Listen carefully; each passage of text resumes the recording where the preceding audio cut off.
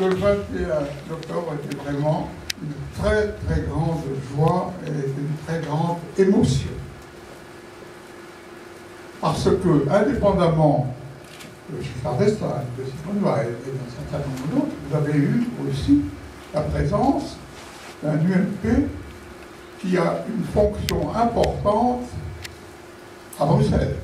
Michel Barnier, qui est quand même l'homme qui s'occupe du marché intérieur. Or, actuellement, le marché intérieur nous pose différents problèmes par suite de la crise des subprimes, la crise des opérations que vous connaissez tous. Eh bien, il a été lui aussi très ému de voir qu'un parti qui se construisait avec toutes ses composantes disait « nous voulons une Europe fédérale ». Et ça, c'est un tabou. Ça a été supprimé. Une Europe fédérale. À partir de ceux qui voudront. Et si on y réfléchit, ceux qui voudront, ça sera d'abord et avant tout les 5 créateurs. C'est-à-dire la France, l'Allemagne, l'Italie et le Benelux. Et là, il n'y a pas de problème. La population se rend bien compte que, d'abord, ils sont tous partis de l'euro. On ne peut pas avoir un euro sans politique économique commune, sans politique fiscale commune, et que par conséquent, c'est par là qu'il faut commencer. Alors moi, je pense qu'il faut surtout commencer par la politique fiscale commune en ce qui concerne les créateurs d'entreprises, en particulier de toutes les start-up. Actuellement, si une start-up peut se développer, comme en général, elle a des opérations qui sont dans des niches particulières, et tout de suite, elle est un marché européen. Alors, comment peut-elle se développer? C'est obligé de créer une filiale qui aura des raisons d'être différentes, des législations différentes, des fiscalités différentes, en Allemagne, en Italie, au Benelux, si elle est française, ça ne marche pas. Donc elle ne se développe pas.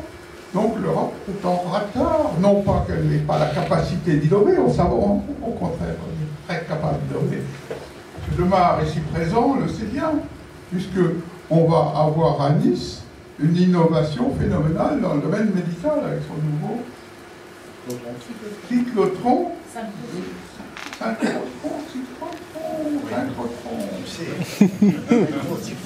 Supraconducteur.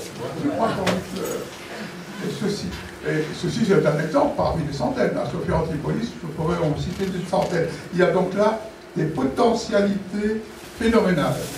Et on a senti un enthousiasme qui est rare. Je crois que véritablement la France a besoin de l'UDI, dont le Parti radical sera évidemment une cheville ouvrière parmi d'autres, mais probablement la plus importante, en tout cas la plus anciennement établie, et les systèmes de valeurs qui réunissent cette UDI sont très exactement ceux du Parti radical tels qu'ils ont été indiqués depuis longtemps.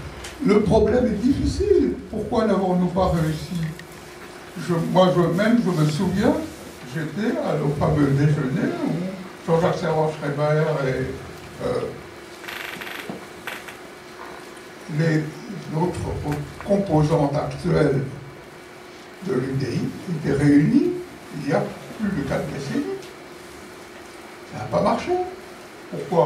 Les égos de Jean-Jacques Servan-Schreiber et de Jean Le Canuet étaient peut-être trop grands, les conditions n'étaient peut-être pas aussi favorables. Actuellement, bon, je sais, pour avoir beaucoup parlé dans les fêtes de village, lorsque j'étais sénateur pendant plus de 20 ans, quand je disais que j'étais le responsable d'un parti qui était au Sénat,